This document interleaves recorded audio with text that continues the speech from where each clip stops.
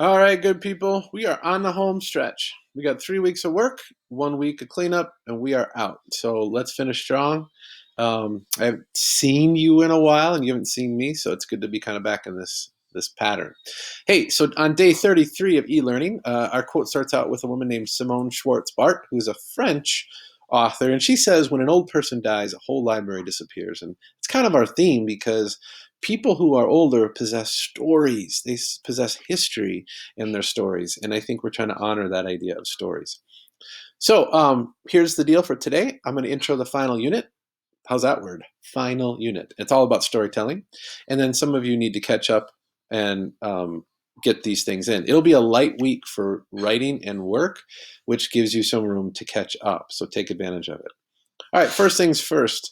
The Pithy article was due on, well, it's due today. I'm saying this from Sunday, so it's due tonight.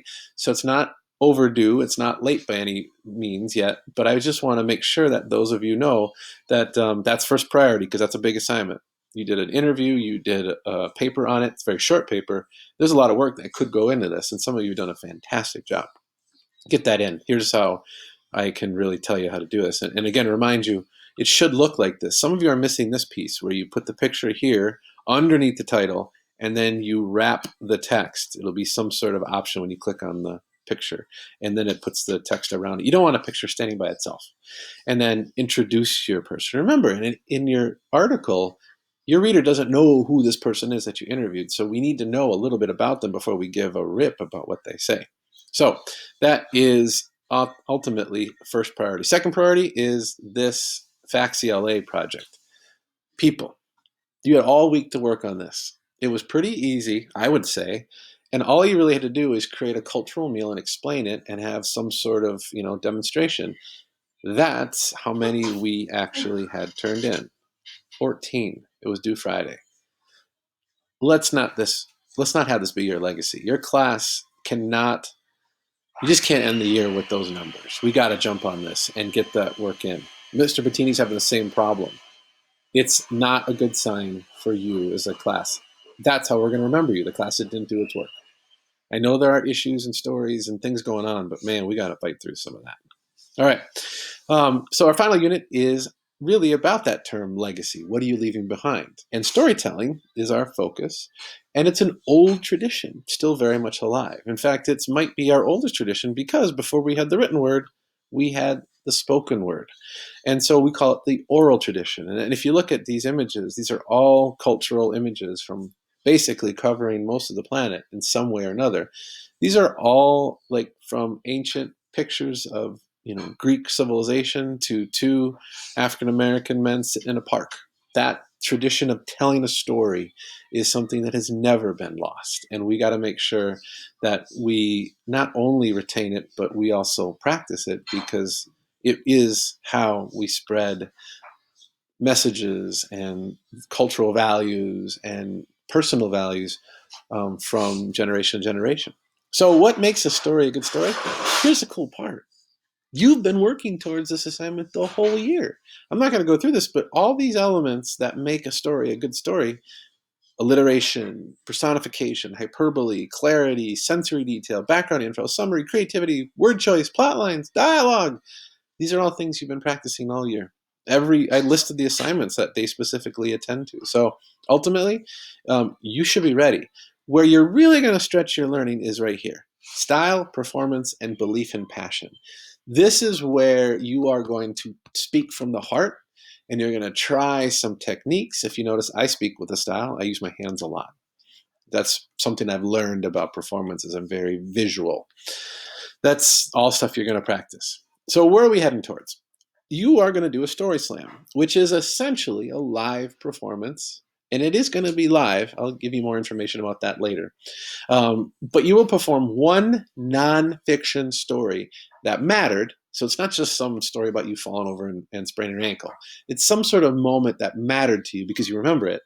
That is a moment of or event or instance that is based on three things possibly: anger, humor, or catharsis. And a catharsis is a big idea. Like, think about when you get emotional about something. That's catharsis. So it could be sadness. It could be joy. When I won my semifinal match to go into the state tournament, I cried in my dad's arms, but it was tears of joy. That's catharsis. So catharsis is when you release your emotions for whatever reason. But you're going to be adding details and language that make something small or big interesting, right? So if you think about it, if it's a life-changing instance, then you want to make it interesting. If it's just small but it's important to you, then you want to make it interesting. You don't want your listener going, "What was the point of that?" Right? We want to hear something that matters to you, and that passion should show up in the way you tell it. It is not memorizing, just so you know. Oral tradition, stories change. That's okay. And storytellers, they don't lie, but they stretch the truth to make things interesting. So we're going to write these stories out first, and then you're going to like play with them, and you will probably tell it a different way than you wrote it. And that's a good thing. And where does this come from? Just so you know, there's a whole world of storytelling going on right now that you guys may not even know about. A very popular movement called the Moth. And what it is they go to a lot of major cities and they hold these big like concert like events. And people, 10 people at a time, they get picked out of a hat. They're regular people and they go up and they tell a story about their life. And like you can just see, like this is an example of just a woman right here who's up on stage and she's telling this story. My mom stands up and walks over to the man and says, "Sir, we have as much of a right to be in this country as you. This country is as much our home as it is yours." Clearly, that's a very important moment in her life as she's watching this unfold, and she's telling that story.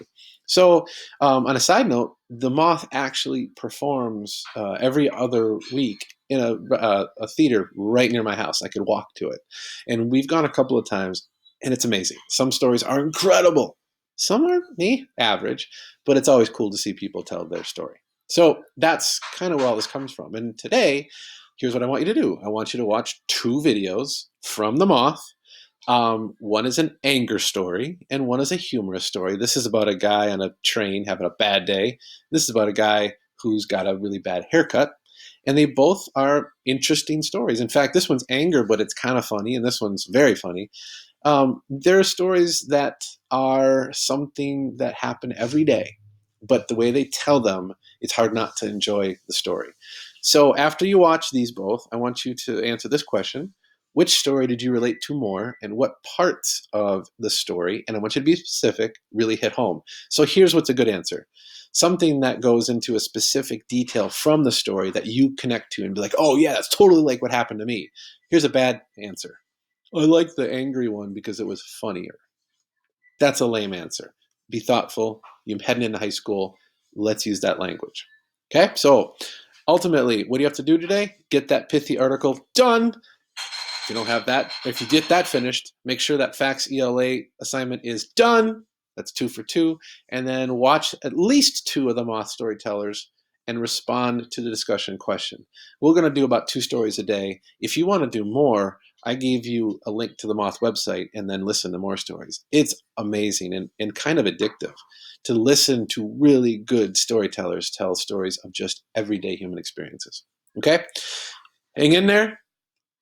Finish strong, and I can't wait to hear from you. This will be great.